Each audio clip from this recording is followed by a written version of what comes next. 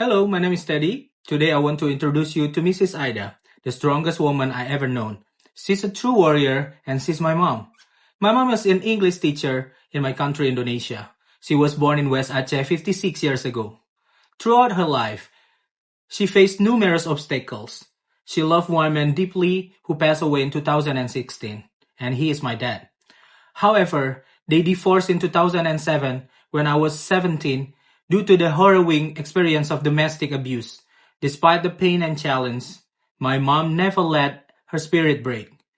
She emerged from each trial with even more resilience and determination, and she still does. Mama Ida is raising 4 kids all by herself. I'm the first child, and I have 3 siblings. She works tirelessly as a teacher, despite the fact that in our country, teachers are often paid below standard wage. Yet, how did she manage to not only survive, but also thrive with 4 kids? That's what I call miracle. She deeply devoted Muslim, finding solace and strength in her daily prayers, firmly believing that everything we go through is part of God's plans.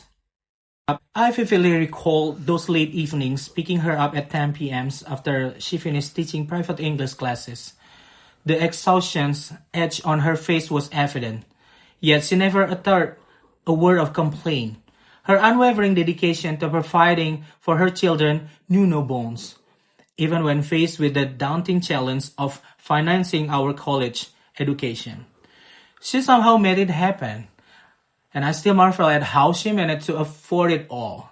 But one thing is for certain, God's love and grace shone brightly upon her.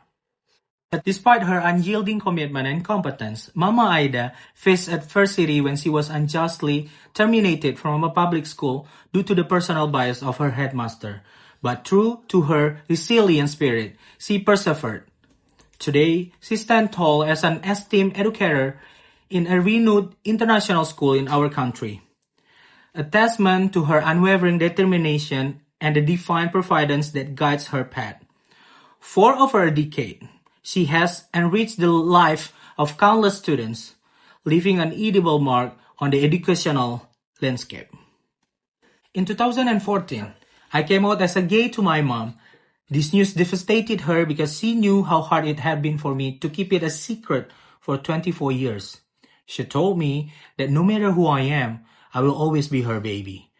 Raising a gay child in a city governed by Islamic law was not easy, and I know it went against her belief.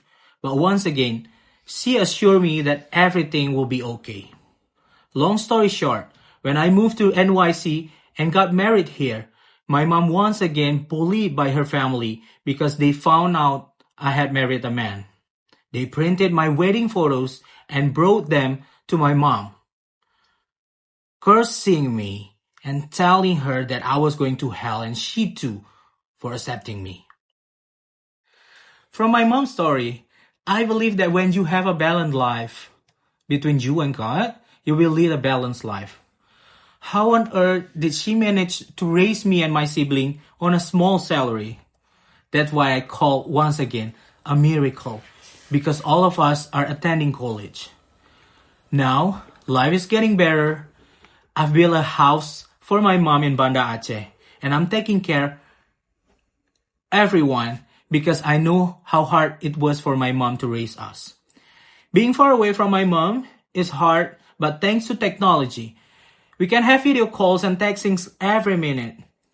I'm so grateful for my mom, and I always pray that if my time is up in this world, I hope I fulfilled my dream of making them happy. Thank you for listening to my story. Terima kasih.